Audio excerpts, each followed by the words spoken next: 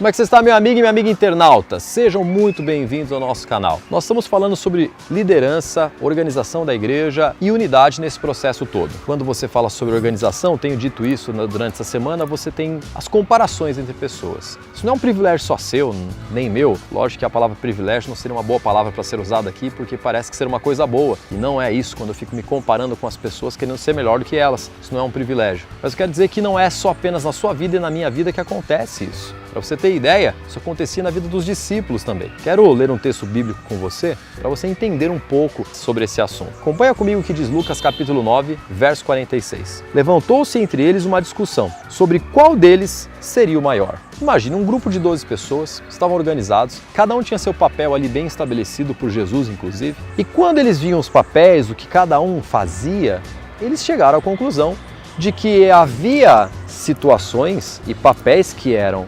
desenvolvidos melhores do que aqueles entre um e outro, nesse sentido de comparação. Ao se compararem, eles estavam chegando à conclusão de que alguém era melhor do que outro nas atividades que eram realizadas ali junto a Jesus. Essa discussão foi levantada e eles queriam decidir qual deles seria o maior, ou talvez por afinidade, ou talvez porque se achavam mais importantes, segundo a natureza da sua atividade.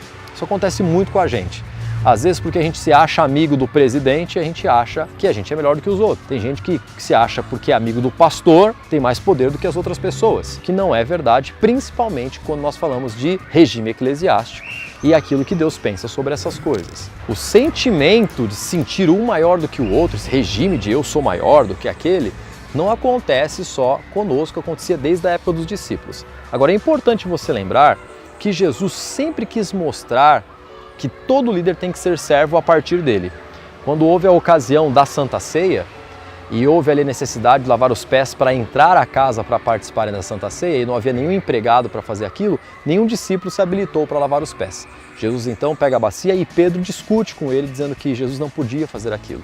E Jesus falou assim, eu tenho que lavar os pés. Houve uma discussão com Pedro, você conhece a história, mas o importante é que Jesus toma a frente de algo que os seus próprios discípulos não queriam fazer.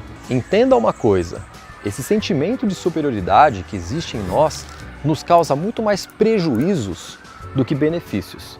Porque uma vez que eu me sinto superior às outras pessoas, eu não consigo mais me comunicar com elas. E Deus estabeleceu uma coisa muito importante, pecador falando para pecador, para que esse pecador alcance a vida eterna e o caminho rumo ao céu. Que Deus nos ajude com isso. Um grande abraço e nos vemos amanhã.